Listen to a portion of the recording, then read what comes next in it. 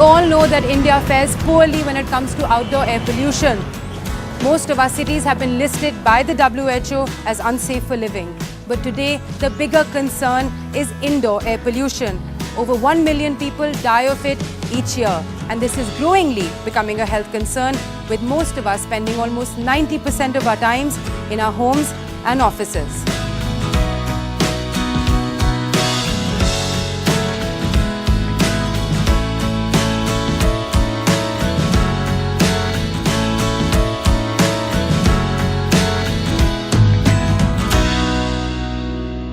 Indoor air pollution is indeed a major problem in India, to the extent that the World Health Organization's regional office in Southeast Asia has added it to the goal for non-communicable disease control. To the 9 that have been identified globally, indoor air pollution has been added as a 10th target. And indeed, even the Global Burden of Disease study identifies indoor air pollution as one of the major contributors to ill health and premature mortality in India.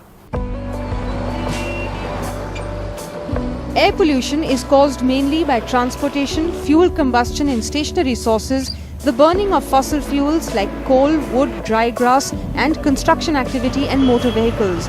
But indoors too, the causes of air pollution are many. The sources of indoor pollution are building materials, asbestos-containing insulation, furniture from certain pressed wood products, household cleaning and maintenance products, certain paints and varnishes, gas heaters, wood stoves, fireplaces and gas stoves, bacteria, mold, viruses, animal dander, dust mites and pollen, and outdoor air pollution, of course. Air pollution has multiple health effects, right from childhood asthma, chronic lung disease, heart attacks, strokes, paralytic attacks and cancer. Respiratory infections in children is a major cause of premature mortality in children, as well as for considerable ill health. And even something like cataract, which you don't normally associate with the issue like pollution, can be caused because of breathing polluted air. So there are a variety of health effects we should be very cautious about, and much of this can happen in the context of indoor air pollution. The World Health Organization, or the WHO, has waved the red flag at us and said that indoor air pollution is one of the major causes of ill health and premature mortality at all ages. And if we still don't do anything about it, we will face disastrous consequences in terms of very huge health burdens, which will have its own domino effect on economic development and on social stability. A realization of the magnitude of the problem made Dr. Tanya Kumar take steps to clean the air in her own space. Being a medical practitioner, one is aware of the health risks of pollution. And one of the biggest concerns in our city is air pollution. Of course, we have water and noise and soil pollution, but air is something that we are breathing all the time. And we worry about the purity of the water we are drinking, but why aren't we worrying about the purity of air we are breathing? And I figured that in my dental space, in the clinic, it's a confined space, I should begin by working with the air purifier system, which I had read about, and see how it affects my efficiency levels, my staff's efficiency levels, and does it really affect the PM 2.5 levels at all? So we got in people to come in and measure the PM 2.5 levels, the PM 10 levels, the SOx, NOx levels. And then we started using the air purifiers. And also we introduced oxygen emanating plants like Sansevieria, Erica palms and money plants. And they come in every 3 months to regulate the air quality, and it has become better progressively. Dr. Tanya found that her work efficiency and that of her staff improved measurably. The particulate matter which clogs the lungs and the mucous membranes cleared up.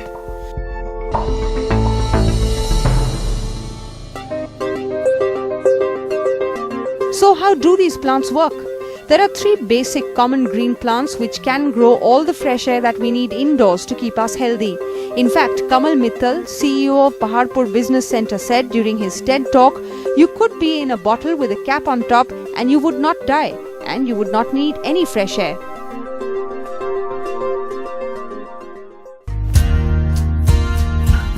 These are the plants that help us breathe better indoors. Areca palm removes carbon dioxide and converts it into oxygen.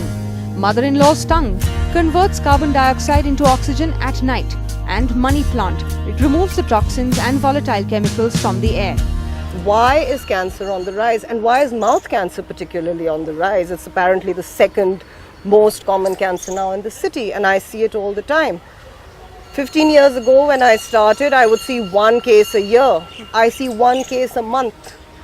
And this is all because of the oxygenation of our blood. I find that we need to change from a citizen level. We cannot bring in the central government versus the state government. It's not going to happen. But just fixing the indoor problem is not always enough, as a lot of outdoor pollution filters indoors too. So Dr. Tanya Kumar went one step further and started keeping a check on her surroundings. The problem is generated by us and we need to fix it. We need to stop the garbage burning. We need to step out of our car, go there, make a phone call or tell the people around, please douse this fire and then make sure it doesn't happen again. We need to do this very, very slowly, incrementally.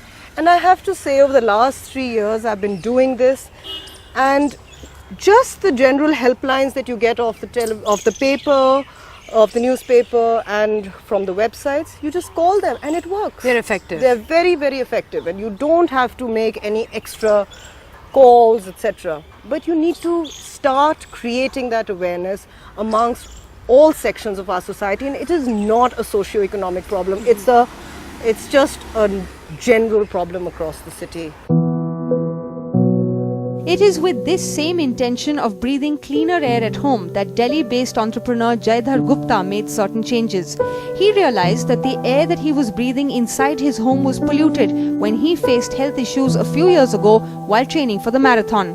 You know, I was at the peak of my health. When you train for these things, you feel wonderful, you know, both physically, emotionally, you know, you're secreting all these positive hormones, and you feel, you know, you have this runner's high, you feel great. Overnight, I went from being able to run, you know, 10K without breaking a sweat to not being able to run 2 kilometers. And my lungs were just, you know, not there. And I had no idea what hit me. Several rounds of doctors, specialists and medication did not make him feel better, and he was put on daily anti-allergy medication to control his condition. Then, on a camping trip, he saw someone wearing a mask. It was like a light bulb went off, and I said, hey, you know, heck, I've done everything else. Might as well try this as well. And you know, I researched the space. I found this product that all doctors were blogging about, you know, in different continents. And I imported a few of them, and it was like magic. In you know, 4 weeks that I wore this mask religiously, my lungs were clear. And it's amazing, from November 2014 to now, I have not taken a single anti-allergy. Jaidhar Gupta decided to stop being a polluter himself by using non-VOC or volatile organic compound products, using air purifiers, removing the shoes before entering the house, wearing a mask and switching to an electric car. Lowering the rate of death and disease in India due to air pollution is a big task. Even for us to control this situation now, urgent action needs to be taken, and we as citizens need to be a part of this action. After the break, let's take a look at what we can do to lower our own indoor air pollution.